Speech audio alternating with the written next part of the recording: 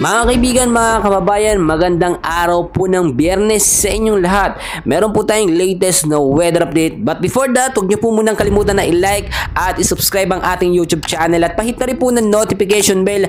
Maraming salamat po. Kaibigan, patuloy pa rin po nating ipanalangin ng ating mga Pilipino na kababayan sa Florida, USA. Apektado po sila ngayon ng Category 3 na Hurricane Milton, no? Or bagyo na pinakamalakas na naitala, no? Dito po sa ating buong mundo, no, or buong bansa po, mga kaibigan.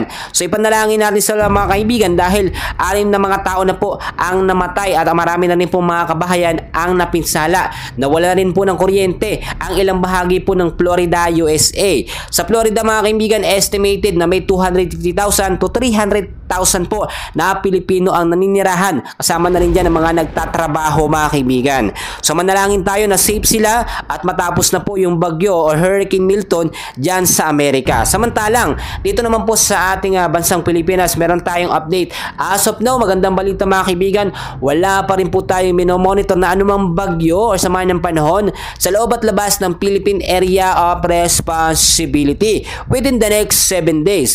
And after 2 weeks po, mga kaibigan, may minomonitor tayo, no, or posibleng magkaroon ng mga cloud cluster. Pero maliit ang chance bilang isang maging ganap na bagyo. As of now, ang ating forecast weather condition or nakakaapekto po sa ating bansang Pilipinas ay itong northeasterly wind low na nakakaapekto sa Northern Luzon, mga kaibigan. So marami naman sa atin po nakakapansin sa madaling araw sa umaga, medyo malamig na po ang hangin, mga kaibigan, no? Yung iba nahihirapan na po maligo dahil sa sobrang lamig ng tubig. Nagiinit na tayo ng mainit na tubig, mga kaibigan. Ganyan po talaga kapag amihan season, bare months, papalapit ng Pasko, no? Malamig po ang hangin.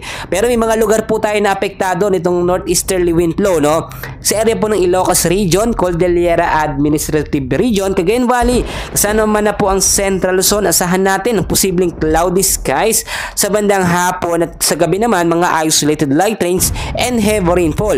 Medyo maalinsangan naman ang panahon sa umaga dyan sa mga lugar po na aking nabanggit. Bagamat ganun ang ating kondisyon ng lagay ng panahon, mag-ingat pa rin tayo sa banta ng pagbabaha at landslide sa matataas na lugar. Sa area po ng Metro Manila at ilang bahagi po ng ating bansa, mga kaibigan, asahan po natin ang maalinsangan na panahon ngayong umaga po ng Biyernes. Pero sa hapon, posibleng mag-cool down yan at bumuhos po ang mga biglaang pag-uulan. Kahit po kahapon, naranasan natin bandang hapon, alas 2 ng hapon, no?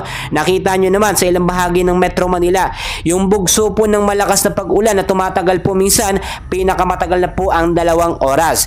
Yan po yung mga localized thunderstorm na ating patuloy na minomonitor na nakakaapekto po sa ilang bahagi ng Metro Manila, mga kaibigan. So maging handa pa rin po tayo na kahit walang bagyo, low pressure area sa loob at labas ng ating bansa, meron namang mga localized thunderstorm na posibleng magpaulan. So northeast monsoon, amihan season, ito po yung malamig na hangin na nanggagaling sa may silangan po ng China, Siberia, umiipang hangin papasok dito sa Southeast Asia at nararamdaman po yan sa bansang Pilipinas. So magkaiba ito sa habagat, sunod-sunod ang mga bagyo pero mahihina naman, mga kaibigan. Yung tipong bagyo dumadaan lamang sa ating bansa pero lumalabas din paglipas ng ilang mga oras. Dito po sa amihan season, napakamalimit po ng bagyo, mga kaibigan. Minsan sa isang buwan, inaasahan na 1 hanggang 2 bagyo lang po, mga kaibigan. Pero asahan natin na itong mga bagyo na to ay medyo malalakas kung ikukumpara natin sa habagat season. So maging handa na lamang po tayo sa lagay ng ating panahon ngayong araw. Patuloy pa rin natin panalangin ng ating mga kababayan sa Florida, USA. So yun lamang po ating update, and please huwag kalimutan like at subscribe ang ating YouTube channel for more weather updates. Maraming salamat po.